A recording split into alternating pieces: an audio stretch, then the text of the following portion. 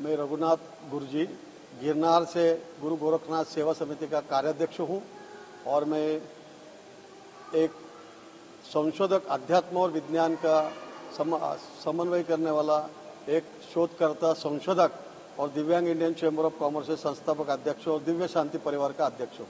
जी गुरु जी, एक तो ये जो पारदेश्वर महालिंगम है, पारस शिवलिंग, इसकी परिकल्पना जो है कहाँ से ये शुरुआत हुई? पारदेश्वर महादेव जो पारद महालिंगम विश्व का सबसे बड़ा जो मेरा बनाने का संकल्प था, वो मैं जब गिरनार में मेरे गुरु के साथ जब साधना कर रहा था तो उनकी एक इच्छा थी और नाथ संप्रदाय के गुरु गोरक्षनाथ सेवा समिति के कार्याध्यक्ष और मेरे महंत सोमनाथ बापू के आशीर्वाद और बालकनाथ के आशीर्वाद का एक आशीर्वाद से उन्होंने मुझे एक कार्य दिया कि दुनिया का सबसे बड़ा पारस शिवलिंग ध्यान साधना के लिए आप बनाओ। मेरे पास जड़ी बूटियां है, सब कुछ है और आपको इसका पारद विज्ञान, इसका जो नॉलेज है मैं देगा। तो उसके अनुसार मुझे उन्होंने सब जड़ी बूटियां और सब कुछ देने के बाद पारद जो उनके पास अवेलेबल था और थोड़ा पारद मुझे सब दानशूर लोगों ने दिया, इसका सब मैं लेके पद्म भूषण डॉक्टर विजय भटकर के मार्गदर्शन से और कई संत साधु संतों के आशीर्वाद से और सहयोगों से मैंने 10 साल के कठोर परिश्रम से ये पारद महालिंगम विश्व का सबसे बड़ा 5211 केजी का जो पारद महालिंगम है वो बनाया है।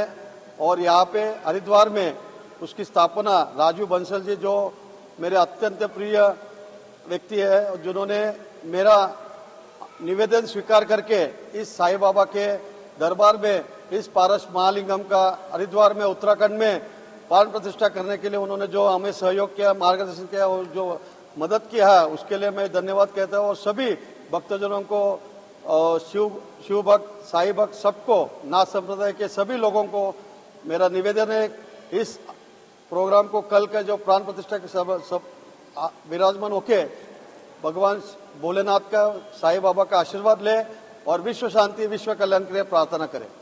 और क्या चुनौतियां रही? इतना विशेष कार्य रहा, लेकिन चुनौतियां भी आई होंगी। क्या चुनौतियां रही? पहले तो पारद अपने आप में एक चुनौती है। पारद जो मटल जो धातु है वो विषाली टॉक्सिक गैस है। उसको टॉक्सिक और विष निकालने के लिए, जो पॉइजन निकालने के लिए कई वनस्पतियों का काढ़ा अर्क बनाना पड़ता है। उसको स्वेदन, मर्दन, मूर्छन, उत्पादन, पातन, नियमन, रोदन, ऐसा सभी 16 संस्कार किए जाते हैं। ये जो 16 संस्कार के जो करते हैं उसके टाइम भी जाता है और इसको बनाने की जो विधि है ये बहुत ही कठिन और बहुत ही कठोर विधि है। इसके लिए साधु संतों का आशीर्वाद, कंटिन्यू जप, साधना करके पूरा गुरुओं के आशीर्वाद से वो बनाना पड़ता है। जो वनस्पति है इसमें जो लगने वाले हैं, जो जड़ी बूटी है, वनस्पति है, वो हिमालय से लेके हरिद्वार, हिमालय, बाद में गिरनार, ये सभी माउंट आबू वहां से मिलते हैं, जो बहुत ही कम मात्रा में है। मेरे गुरु के आशीर्वाद से मुझे सब मिला है और एक बहुत कठिन 16 संस्कार करना बहुत ही कठिन परिस्थिति है। उसमें से भी गए 10 साल के प्रयास से और गुरुओं के आशीर्वाद से ये प्रयास पूरा हुआ और आज उसका प्राण प्रतिष्ठा और लोकार्पण कल 17 जून को राजू बंसल जी के मार्गदर्शन से हो रहा है। और विश्व का सबसे बड़ा धाम यहाँ पे होने जा रहा है।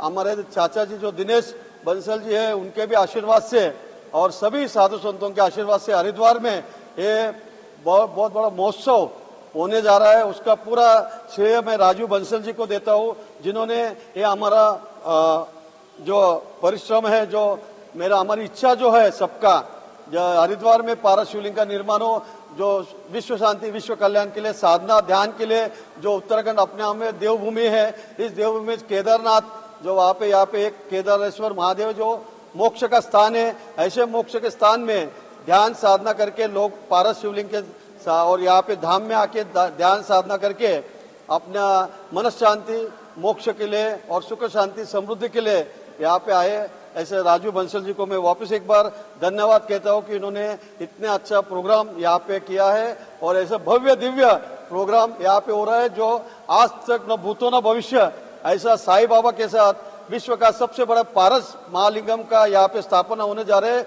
सभी भक्तगणों को मेरा निवेदन है कि आप अवश्य आप 17 जून को इस महोत्सव में लाभ ले और आशीर्वाद ले।